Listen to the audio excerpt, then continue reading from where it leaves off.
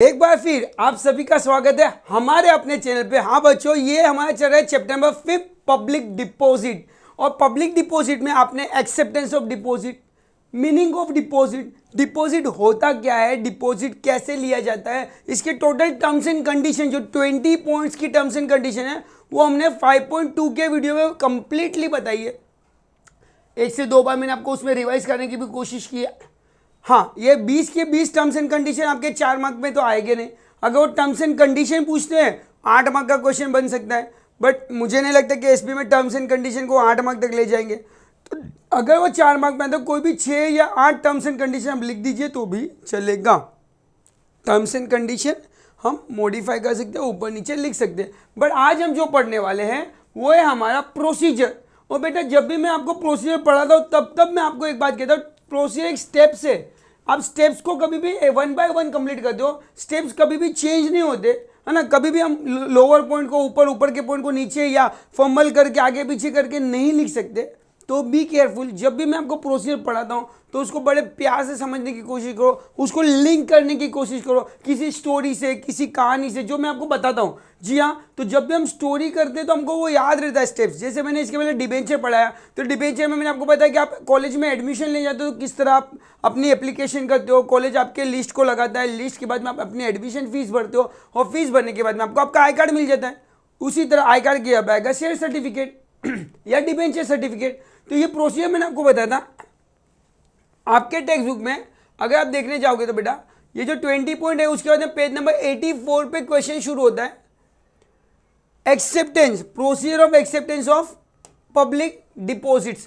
जी हाँ, procedure to accept या procedure for acceptance of deposits. ये एक बहुत बड़ा वर्ड है, सर ध्यान से, इसको बहुत डार्क कर रहा हूं मैं। क्यों उसके ऊपर फोकस कर रहा हूं? क्योंकि थोड़ी देर बाद फिर से मैं आपको एक्सप्लेन करने वाला हूं क्या होता है पब्लिक डिपॉजिट्स, कौन एक्सेप्ट करता है पब्लिक डिपॉजिट। तो अगर आपने याद नहीं है, और ये जो आंसर है ना, यहां पे कभी कभी ये लोग छोटा सा चेंज करते हैं और यहां पे पूछते हैं मेंबर, क्योंकि एक जो पब्लिक कंपनी होती है ना, पब्लिक कंपनी जब पैसे एक्सेप्ट करती है तो पब्लिक कंपनी को राइट्स है। तो पहले रिकॉल कर लेते, अगर आप चैनल पे नए हो तो बेटा आपके लिए रिकॉल करवाता हूं कि पब्लिक डिपॉजिट, ये जो है ना पब्लिक डिपॉजिट कौन कर सकता है, कौन सी कंपनी कर सकती है। तो पब्लिक के डिपॉजिट्स कर तो कौन सकता है, डिपॉजिट के नाम का पैसा कौन ले सकता है, प्राइवेट कंपनी, पब्लिक कंपनी,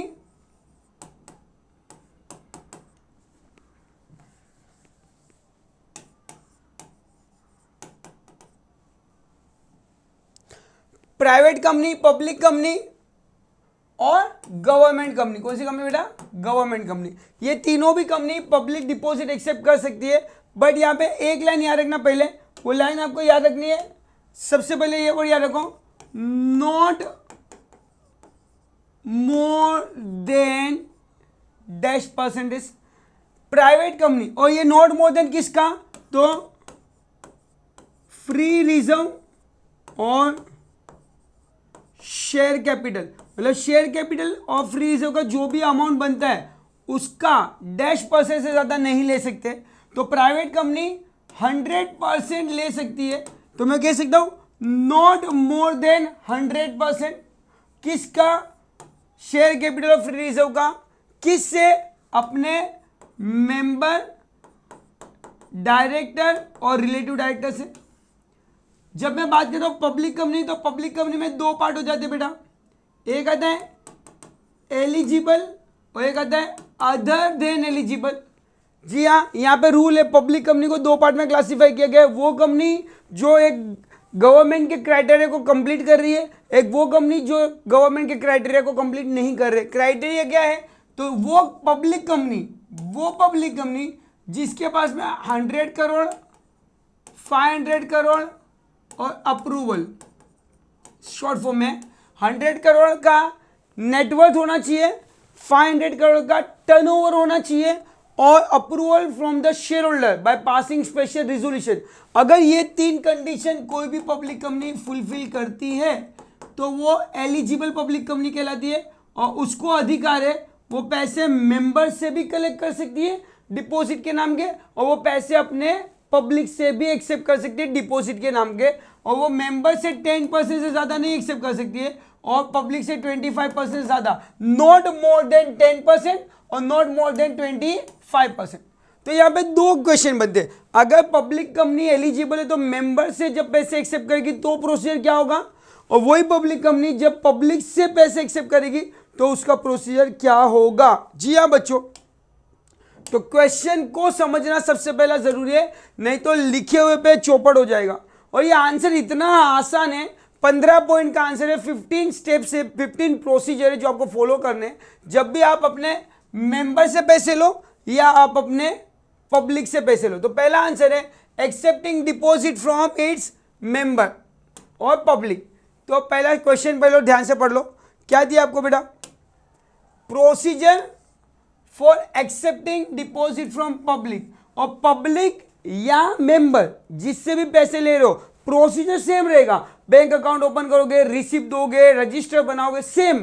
एक छोटा सा फर्क है, तो यहाँ पे मैं दो अलग अलग वीडियो नहीं बनाने वाला हूं। अगर आपको अलग अलग वीडियो चाहिए तो आप कमेंट बॉक्स में कमेंट करना, तो मैं आपके लिए एक अलग वीडियो बना दूंगा। अदरवाइज अभी जब मैं आपको पब्लिक पढ़ा रहा हूं, वो पब्लिक के ही पॉइंट्स में कैसे आप मेंबर को एक्सेप्ट करोगे वो सिखा दूंगा। तो एक ही वीडियो में आपके दोनों काम हो जाएंगे और एक ही आंसर में आपके दोनों आंसर कवर हो जाएंगे। तो उनको कुछ भी पूछने दो, अपना आंसर अपन फिक्स रखेंगे, ठीक है। सवाल एक ही है, जब भी एलिजिबल पब्लिक कंपनी पब्लिक से पैसे मंगाएगी तो मार्केट में इन्विटेशन के लिए क्या बांटेगी, एडवर्टाइजमेंट। और वही पब्लिक एलिजिबल कंपनी जब अपने मेंबर से पैसे मंगाएगी, डायरेक्टर से पैसे मंगाएगी, रिलेटिव ऑफ डायरेक्टर से पैसे मंगाएगी, तो वो एडवर्टाइजमेंट इशू नहीं करेगी, वो इशू करेगी सर्कुलर। बस ये एक पॉइंट ही चेंज होता है, उसके अलावा सब पूरे 15 के 15 पॉइंट क्या रहेंगे, सेम। लिमिट सेम है, अमाउंट सेम, अमाउंट भी चेंज होगा आपका। अगर वो पब्लिक से मंगा रहे तो 10% से ज्यादा नहीं मंगा सकते, और मेंबर से मंगाए तो 10% ज्यादा नहीं मंगा सकते, और पब्लिक से मंगाए तो 25% ज्यादा मंगा सकते नहीं है। तो छोटी छोटी बातें जो ध्यान रखनी है मैं आपको यहाँ पे करेक्ट करते जाऊंगा, सो डोंट बी वरी। चलिए शुरू करते हैं अपने ब्यूटीफुल पीपीटी के साथ में कि भाई क्या है पब्लिक डिपॉजिट्स। सो जी हाँ, पहले स्लाइड में मैं बता रहा हूँ, जो भी एलिजिबल पब्लिक कंपनी है वो दो जगह से पैसे एक्सेप्ट कर सकते हो, दो प्रोसीजर बनेंगे। पहला प्रोसीजर है acceptance of deposit from member, और दूसरा प्रोसीजर है एक्सेप्टेंस डिपॉजिट फ्रॉम पब्लिक। आज हम लोग पढ़ने वाले procedure for accepting deposit from the public. Public से कितना पैसा एक्सेप्ट करेंगे, नॉट मोर देन 25%। किसका 25%, तो aggregate paid up share capital and free reserve. Company में जो भी पेड अप शेयर कैपिटल है और जो भी फ्री रिजर्व है उसका टोटल अमाउंट का 25% से ज्यादा पैसा as a deposit eligible company public से नहीं ले सकती। 25% तक ही ले सकती है, 25% से ज्यादा नहीं ले सकती। प्लीज ये फिलिंग द ब्लैंक्स के लिए आएगा, ध्यान रखना। तो भाई याद करो, कोई भी कार्यक्रम करना हो, कोई भी कार्यक्रम, सवाल क्या रहेगा, सवाल आएगा procedure for accepting deposit from public. और याद रखना जहां पे पब्लिक आता है वहां पे क्या इशू करना पड़ेगा, एडवर्टाइजमेंट। बस ये एक माइंडसेट रखना, पब्लिक से पैसा मंगाना है डिपॉजिट के नाम का तो क्या इशू करेंगे, एडवर्टाइजमेंट। और मैंने 5.2 के लेक्चर में आपको प्रॉपरली बताया 20 पॉइंट में कि एडवर्टाइजमेंट में कितने पॉइंट होते हैं, ABCD, 4 पॉइंट को ध्यान रखना है। कंटेन सबसे पहले होता है, उसमें देखते हैं, यहां पे भी आपको गाइड करूंगा। Only eligible public company can accept deposit from public and from its member.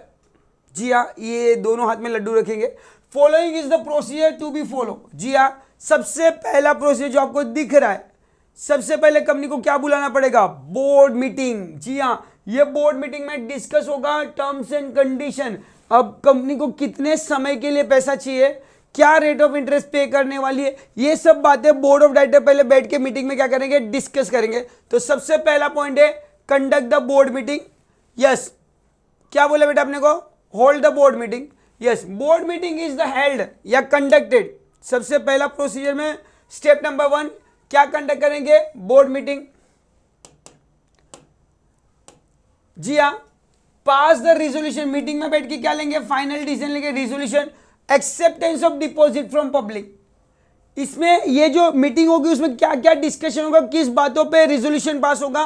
तो पहले अमाउंट, कितना पैसा चाहिए, टर्म्स एंड कंडीशन, कितने समय के लिए चाहिए, कितना रेट ऑफ इंटरेस्ट ये कंपनी पे करेगी, मैच्योरिटी डेट क्या रखना है, are decided in the meeting and also date and time to be held the general meeting. जी हाँ, पहले बोर्ड मीटिंग हो जाएगी, बोर्ड मीटिंग में टर्म्स एंड कंडीशन डिसाइड हो जाएगी, अमाउंट ऑफ डिपॉजिट कितना एक्सेप्ट करना है ये बोर्ड ऑफ डायरेक्टर पहले डिसाइड कर लेंगे एज पर देयर नीड, और फिर जाएंगे शेयर होल्डर के पास अप्रूवल लेने के लिए, क्योंकि एलिजिबल कंपनी के पास अप्रूवल होना जरूरी है to accept deposit from public. तो यहाँ पे दो चीज होगी, टर्म्स एंड कंडीशन डिसाइड की जाएगी और उसी मीटिंग में डिसाइड करेंगे date for conducting general meeting of the share holder to approval for collecting deposit. जी हाँ, अब बट ऑफ ऐसे बोर्ड मीटिंग में हमने डेट डिसाइड की थी जनरल मीटिंग की, तो दूसरा पॉइंट हमारा क्या रहेगा, कंडक्टिंग जनरल मीटिंग। अब जो भी terms and condition board of director ने डिसाइड की थी regarding acceptance of deposit, amount of deposit, duration of deposit, right, repayment of deposit क्या रखना है, वो जाके किसके सामने रखेंगे, अपने शेयर होल्डर के साथ में रखेंगे। शेयर होल्डर इन्हीं सब टॉपिक को गो थ्रू करेंगे, अगर इनको सही रखते हैं तो लोग क्या देंगे, approval by passing a special resolution. Be careful, company hold the general meeting, पहली मीटिंग बोर्ड मीटिंग, दूसरी meeting general meeting of the share holder, seeking their approval accepting deposits by passing a dash resolution, special resolution. क्या होता है special resolution का मतलब sir, कि भाई जब भी मीटिंग में 75% पब्लिक अगर यस करेगी तो ही वो फेवर में, मोशन के फेवर में जाएगा, अदरवाइज वो अगेंस्ट में चले जाएगा। तो 75% पीपल की मेजोरिटी होनी चाहिए, they must agree to accept deposit. 100 में से 75 लोग हाँ बोलते हैं, उस रिजोल्यूशन को स्पेशल रिजोल्यूशन कहते हैं। It has been file with the register, और ये जो रिजोल्यूशन है उसकी कॉपी हमको किसको देनी है, register of company and need to be file with the RBI, Reserve Bank of India, ये दोनों को कॉपी देनी है। Be careful. क्लियर हुआ, क्लियर हुआ बेटा। पहली बोर्ड मीटिंग बुलानी है, उसमें हम लोग क्या डिसाइड करें, terms and condition and date to conduct the general meeting, और जो डेट जनरल मीटिंग की कंडक्ट की है उस समय सेकेंड पॉइंट आएगा जनरल मीटिंग कंडक्ट करें। जनरल मीटिंग मतलब शेयर होल्डर की मीटिंग। क्यों शेयर होल्डर की मीटिंग चाहिए, क्योंकि अप्रूवल ऑफ शेयर होल्डर मिलना जरूरी है by passing a special resolution to accept the deposit from the public, right. अब क्या करेंगे, अब फिर से बोर्ड मीटिंग, अरे क्या चल रही है, पहले बोर्ड मीटिंग, फिर शेयर होल्डर मीटिंग, फिर बोर्ड मीटिंग। अब ये बोर्ड मीटिंग क्यों बुलाइए भैया, the board meeting is held to approve the draft advertisement. बेटा बस, अगर आपको सवाल आया procedure to accept the deposit from public, तो ये मीटिंग में क्या लिखा जाएगा, एडवर्टाइजमेंट। अगर सवाल वहां पे उन्होंने चेंज कर दिया, accept deposit from the member, तो यहां पे आएगा सर्कुलर, यहां पे सिर्फ वर्ड आएगा सर्कुलर। इतना सा चेंज है दोनों आंसर में, उससे ज्यादा कोई चेंजेस करना नहीं है, ठीक है, बताऊंगा। बोर्ड मीटिंग, यहां पे बात है पब्लिक की, तो क्या डिस्कस करेंगे, ड्राफ्ट एडवर्टाइजमेंट में क्या क्या लिखना है।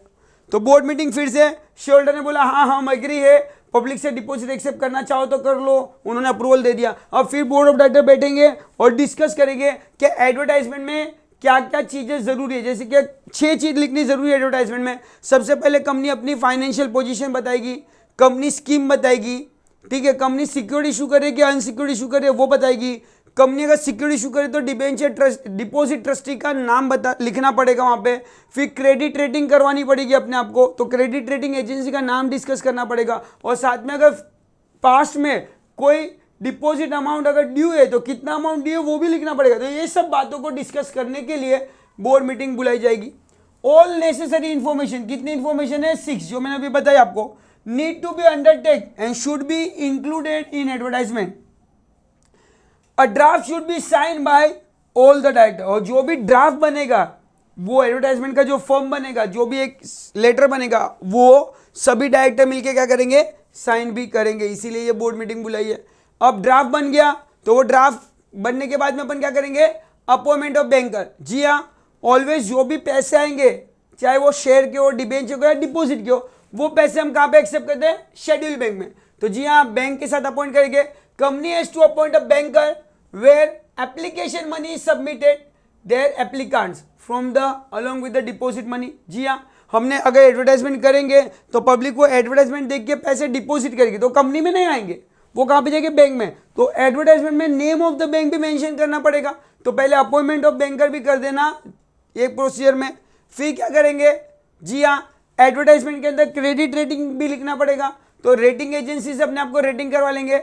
Obtaining, company has to obtain the credit rating from recognised credit rating agency. दो क्रेडिट रेटिंग एजेंसी में बार बार बोलता हूं, क्रिसेल और केयर, क्राई या क्रिसेल, क्राई या क्रिसेल, ये दो एजेंसी है जो इंडिपेंडेंट एजेंसी है जो कंपनी की रेटिंग करती है। रेटिंग किस चीज पे होती है? तो कंपनी की फाइनेंशियल पोजीशन, कंपनी की नेटवर्थ, कंपनी की लिक्विडेशन पोजीशन और कंपनी की रिपेबल कैपेसिटी को चेक किया जाता है और उसके बेस पे रेटिंग किया जाता है। जो भी क्रेडिट रेटिंग एजेंसी रेटिंग करती है वो रेटिंग आपको आपके एडवर्टाइजमेंट या सर्कुलर में मेंशन करना मैंडेटरी है, राइट।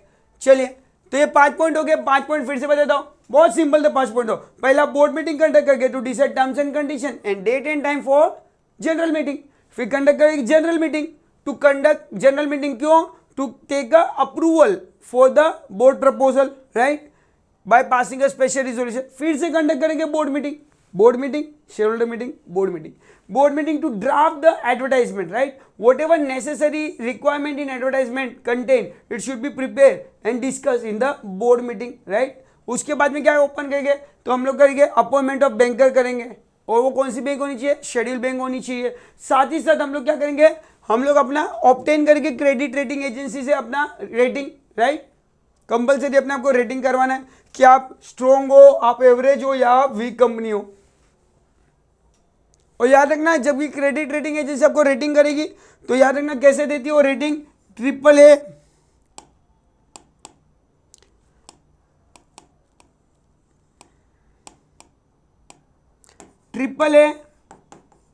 AA और A, ऐसे करेगी ये रेटिंग। ये AAA मतलब एकदम स्ट्रॉन्ग कंपनी है, फाइनेंशियली पोजीशन बहुत अच्छी है। A मतलब अच्छी है, गुड कंपनी है, वेरी गुड नहीं, ये गुड है, और ये नॉर्मल कंपनी है। फिर B मतलब ये वो कंपनी है जहाँ पे फाइनेंशियल पोजीशन प्रॉपर नहीं है, B मतलब वो, और फिर अगर C दिया और फिर D मतलब डिफॉल्टर के नाम से जाने जाओगे। तो जो भी रेटिंग मिलेगी वो रेटिंग आपको आपके एडवर्टाइजमेंट में बतानी पड़ेगी। तो ये 5 पॉइंट हो गए बेटा। अब रेटिंग हो गया, फिर क्या करेंगे? अगर कंपनी इशू कर रही है सिक्योर डिपॉजिट्स, सिक्योर डिपॉजिट के लिए 2 चीज जरूरी है, मॉर्गेज करना असेट्स और डिपॉजिटर को अपॉइंट करना। डिपॉजिटर को नहीं, सॉरी, मॉर्गेज करना असेट्स को, और साथ ही साथ आपको क्या करना है? डिपॉजिट ट्रस्टी को अपॉइंट करना। डिपॉजिट ट्रस्टी के साथ में चार्ज ऑन असेट्स भी देना पड़ेगा। तो चार्ज ऑन असेट्स के लिए असेट्स, टेंजिबल असेट्स डिसाइड करो और डिपॉजिट ट्रस्टी को अपॉइंट करना जरूरी है अगर सिक्योर डिपॉजिट है तो प्रोसीजर में ये भी एक स्टेप है। कंपनी हैज टू अपॉइंट 1 और मोर, एक या एक से ज्यादा deposit trustee. The deposit trust deed बनाना पड़ेगा containing the terms and conditions agreed upon between the company and the deposit trustee, right my dear? इतना समझ में आया आपको बेटा? तो appointment of banker, appointment with the banker, credit rating agency, deposit trustee, और 3 मीटिंग, 6 पॉइंट हो गए। Board meeting, share holder meeting, board meeting, फिर बैंकर, क्रेडिट रेटिंग एजेंसी और ट्रस्टी को अपॉइंट करना है अपने को। इतना हो गया। उसके बाद में आप क्या करेंगे? इंश्योरेंस लेना है। जी हाँ, 20,000 से ज्यादा का अगर डिपॉजिट आप एक्सेप्ट कर रहे हो तो जी हाँ, कंपलसरी आपको इंश्योरेंस लेना है। आपके इंटरेस्ट वैल्यू और आपके प्रिंसिपल वैल्यू को मिला के जो अमाउंट आता है उतना कवर होना ही चाहिए। Company has to enter into agreement with the insurance.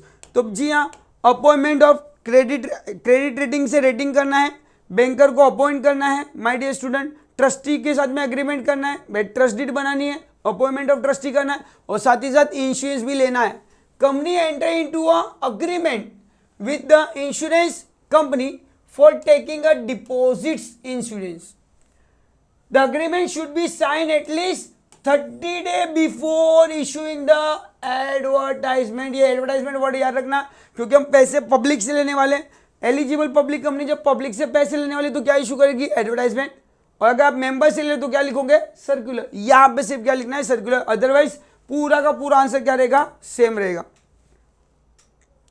Sir अब मैंने इंश्योरेंस ले लिया, क्रेडिट रेटिंग से अपना रेटिंग ऑब्टेन कर लिया, मैंने डिपॉजिट ट्रस्टी भी अपॉइंट कर लिया, मैंने बैंकर्स को भी अपॉइंट कर लिया, मैंने तीनों मीटिंग भी ले ली। अब टाइम आ चुका है भैया क्या करेंगे, filing a copy of advertisement, मैंने जो ड्राफ्ट बनाया था एडवर्टाइजमेंट का वो जाके मैं सबमिट करूंगा रजिस्ट्रार को, और रजिस्ट्रार उसको वेरीफाई करेगा, और अगर रजिस्ट्रार क्या हो गया सेटिस्फाई तो मुझे बोलेगा जाओ एडवर्टाइजमेंट क्या करो, पब्लिश करो और इनवाइट करो पब्लिक को। अगर उसको कुछ डिफॉल्ट लगता है एडवर्टाइजमेंट के अंदर के जो एक्चुअल में कंपनी है और वो आपने एडवर्टाइजमेंट में कुछ गलत बातें लिखी है तो वो हटाने बोलेगा। तो देखिए यहाँ पे yes it is a one of the procedure, जब तक आप अपनी एडवर्टाइजमेंट या सर्कुलर आपको बिफोर इशू रजिस्टर के पास सबमिट करना है वेरिफिकेशन के लिए। Filing a copy of advertisement with the register, a company क्या बोले बेटा यहाँ पे, अ कंपनी ऑफ द बेटा a copy of the advertisement has to be filed with the register and 30 days after filing with the register company can publish the advertisement. Company 30 दिन तक register के पास रखेगी, अगर कोई ऑब्जेक्शन नहीं आता है तो 30 दिन के बाद आप अपनी एडवर्टाइजमेंट को पब्लिश कर सकते हो पब्लिक को इनवाइट करने के लिए। इट मीन्स आपकी एडवर्टाइजमेंट प्रॉपर है। जी हाँ, एडवर्टाइजमेंट ऑलवेज, जैसे हमने टर्म्स एंड कंडीशन में पढ़ा था कि एडवर्टाइजमेंट में 6 चीजें होनी चाहिए जो मैंने अभी आपको बताई है। सबसे पहले आपको आपका फाइनेंशियल नेटवर्क, कंपनी का नेटवर्क डिस्क्लोज करना है, फाइनेंशियल पोजीशन बतानी है। सेकंड, स्कीम क्या देने वाले वो बताना है, सिक्योर दे रहे हो अनसिक्योर वो बताना है, क्रेडिट रेटिंग एजेंसी का रेटिंग बताना है वहाँ पे आपको, राइट माय डियर स्टूडेंट। और साथ ही साथ आपको क्या करना है आपका, तो अगर प्रीवियस ईयर में कोई फाइनेंशियल पोजीशन में अगर कोई अमाउंट ड्यू है तो वो भी आपको बताना पड़ेगा। बैंकर्स का भी नाम लिखना होता है। साथ ही साथ एडवर्टाइजमेंट ऑलवेज 2 लैंग्वेज में करनी होती है, एक वो लैंग्वेज जिस स्टेट में आपकी कंपनी रजिस्टर्ड है और एक वो लैंग्वेज जो इंग्लिश है, ठीक है। तो इंग्लिश न्यूज़पेपर होना चाहिए और एक अपना वर्नाकुलर न्यूज़पेपर देना चाहिए।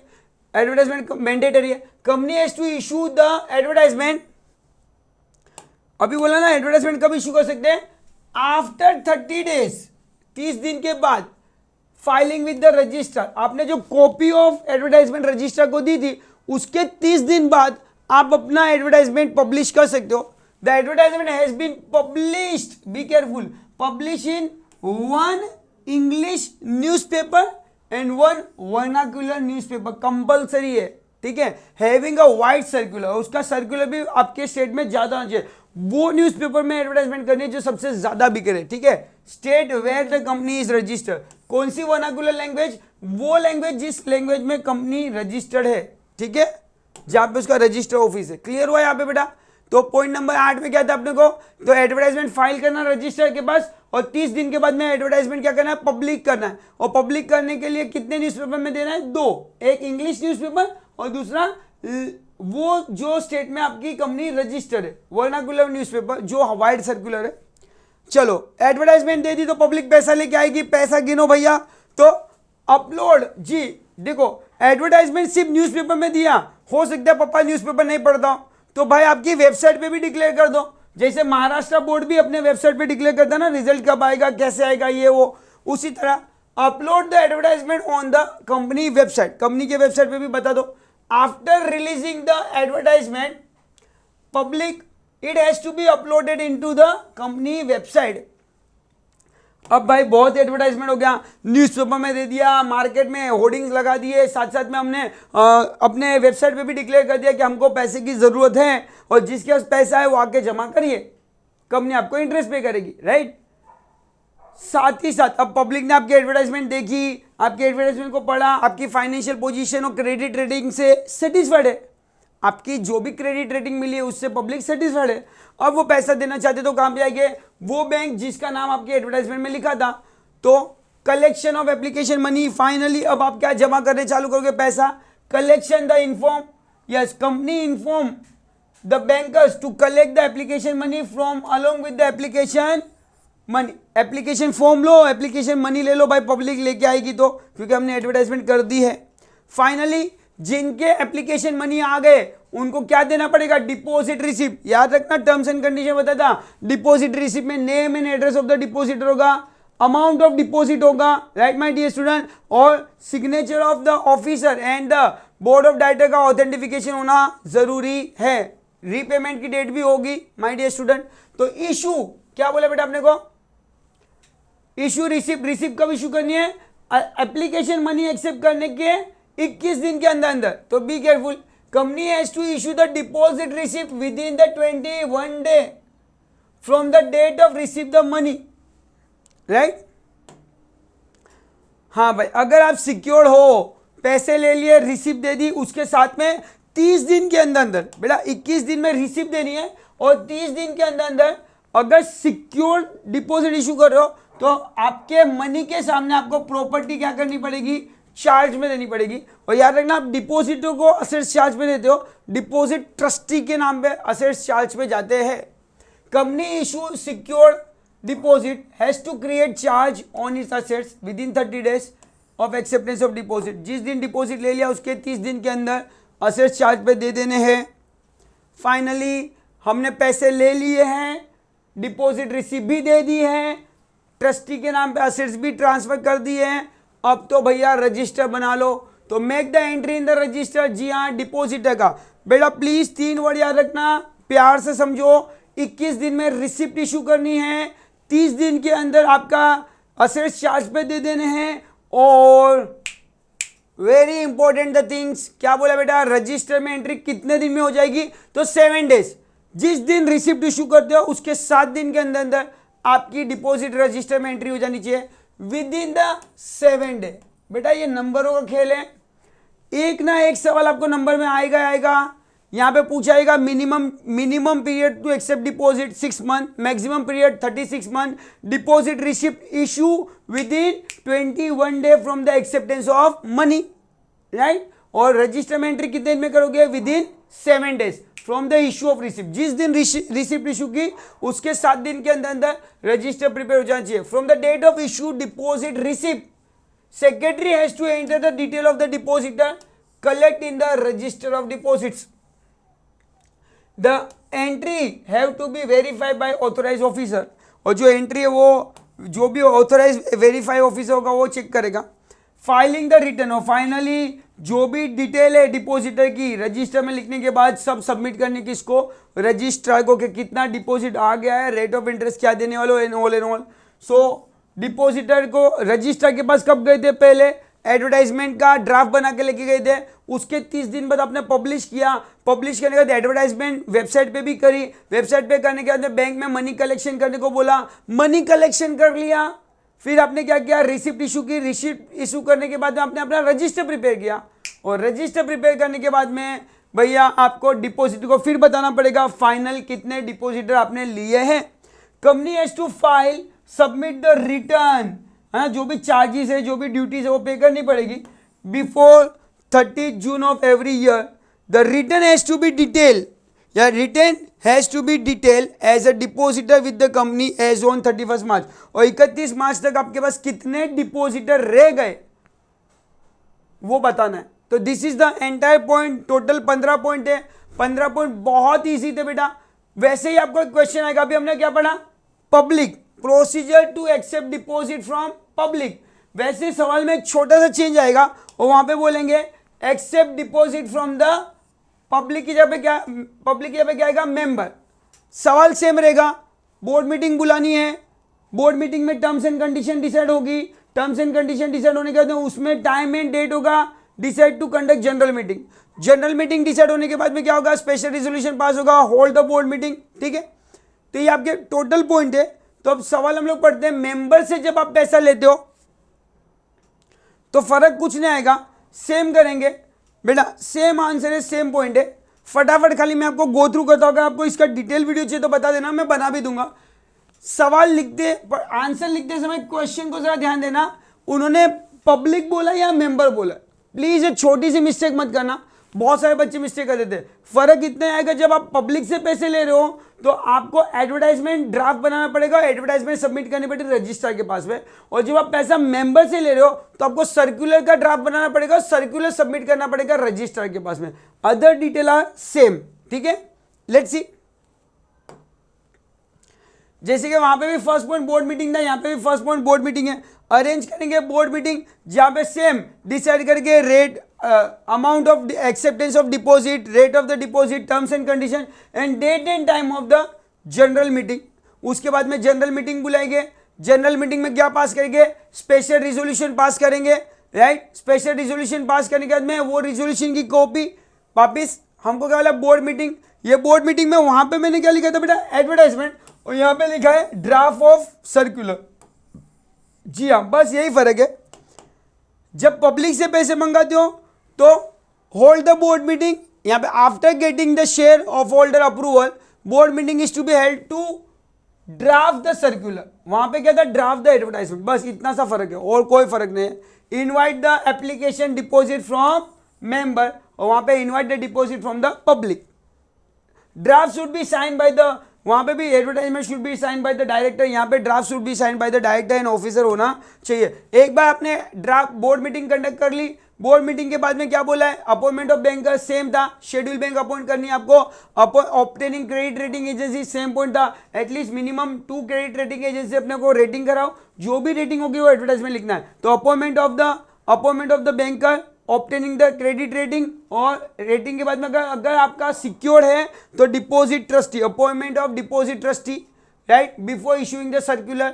ट्रस्टी आएगा, ट्रस्टी के बाद में हम क्या करेंगे बेटा, इंश्योरेंस भी लेंगे। तो चारों पॉइंट सेम है, कोई फर्क नहीं है, फर्क इतना ही था, वहां पे एडवर्टाइजमेंट वर्ड यूज किया था, यहां पे हमने सर्कुलर वर्ड यूज किया है, बस, राइट। जी हाँ, filing copy with the draft की कॉपी किसको देंगे, यहां पे देखो, वहां पे एडवर्टाइजमेंट, यहां पे filing a copy with the register of the company. कौन सी कॉपी, वहां पे एडवर्टाइजमेंट की कॉपी थी, यहां पे सर्कुलर की कॉपी है। 30 दिन के अंदर, 30 दिन के बाद, रजिस्ट्रार के सबमिट करने के 30 दिन के बाद आप अपने मेंबर या अपने पब्लिक से पैसे एक्सेप्ट करना शुरू कर सकते हो। मतलब कि आप अपनी एडवर्टाइजमेंट शुरू कर सकते हो, पर एडवर्टाइजमेंट कब शुरू करोगे या सर्कुलर कब बांटोगे, रजिस्ट्रार को कॉपी सबमिट करने के 30 दिन बाद, दोनों में सेम ड्यूरेशन है। सो इशू द सर्कुलर। सर्कुलर कैसे इशू करना है, तो जी हाँ, सर्कुलर इशू करना है रजिस्टर पोस्ट, स्पीड पोस्ट या मेल के द्वारा, और वो सर्कुलर की एक कॉपी न्यूज़पेपर में भी पब्लिश करोगे तो 2 न्यूज़पेपर में पब्लिश कर देना है अपने मेंबर को बताने के लिए, सर्कुलर। हाँ, और सर्कुलर के बाद में आपको वही सर्कुलर आपका अपलोड करना आपकी वेबसाइट पे, वहां पे एडवर्टाइजमेंट अपलोड किया था, यहाँ पे सर्कुलर अपलोड करोगे, ठीक है। फिर collection of money, bank collection करेगी मनी को, यस, डिपॉजिट रिसिप्ट इशू करनी है 21 डेज में, और finally charge on assets create करना है within the 30 days from the date of acceptance of money, अगर सिक्योर्ड है तो, और फिर make a entry in register within the 7 days from the date of issue of receipt issue करने के 7 दिन के अंदर एंट्री कर देनी है, और filing the return. So my dear student, यहाँ पे अपना ये जो एक्सेप्टेंस ऑफ डिपॉजिट का चैप्टर है वो पूरा कंप्लीट हो रहा है मेरे बच्चों। ये दोनों आंसर बहुत इंपॉर्टेंट थे आपके, एक प्रोसीजर बोर्ड एग्जाम में आता ही आता है।